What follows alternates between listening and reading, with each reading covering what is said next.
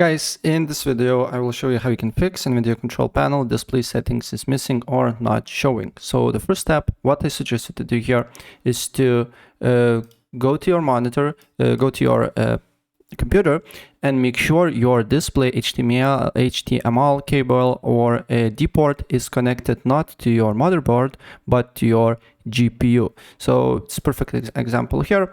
Probably your display port, your monitor cable is connected here, but you need to connect straightly to GPU, and then the option on NVIDIA control panel should appear instantly. But if it's not the case, then we can proceed with another step, right? Then if it's not working, first option here, you need to go to device manager, and then you need to make sure that your GPU is connected to your computer. Go to display adapters and look if it's working here or not. If it's working, then you need to update your GPU drivers. Go to GeForce Experience, then go to gear icon here, and not gear drivers, check for updates and install the latest update. And then restart your computer and look if the problem persists or not. And still, if the problem persists, then you need to go to search services.